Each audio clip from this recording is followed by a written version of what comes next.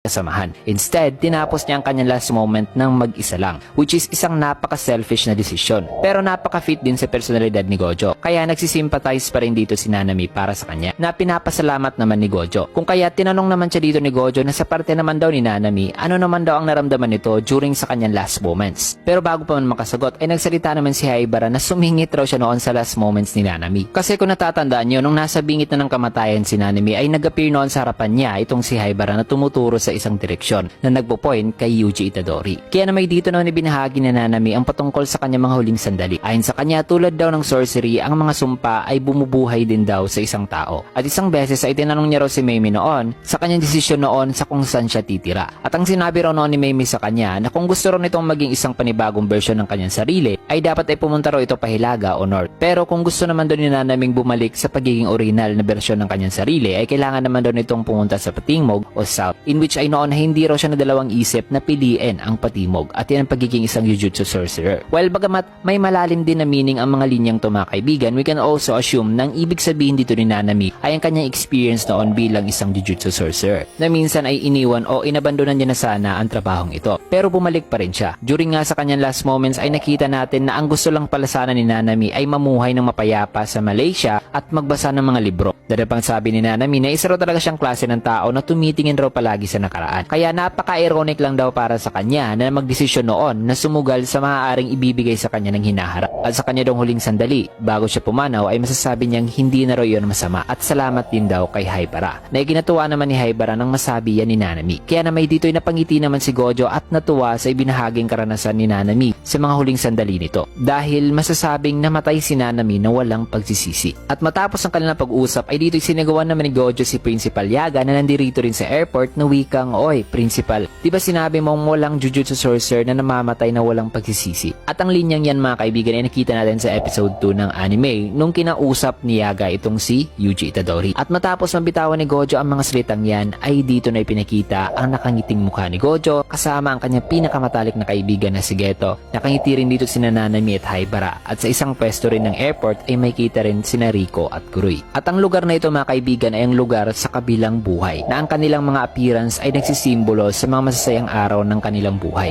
At yun na yung kabataan nila, ang mga panahon na masaya pa silang nag-aaral sa Jujutsu Tech. Kaya nakakalungkot mang sabihin ay sa tingin ko, ay masasabi kong kumpirmado na nga ang lahat. Nang sinabi ni Gojo dito na ngayon ay ninanais niya na sana'y hindi lang daw isang hamak na panaginip lang ang lugar na ito. At matapos ang eksenang yan sa present day, December 24, 2018, ay may kita si Gojo na nakahandusay na at duguan at hati na ang katawan. Kasabay niyan ay nagsimula na rin magsalita si Sukuna na wikang nagsisimula raw ang adaptation ni Mahoraga sa moment na makakatanggap ito ng isang atake. Dahil sa pagkakataong nakatanggap na ito ng isang atake,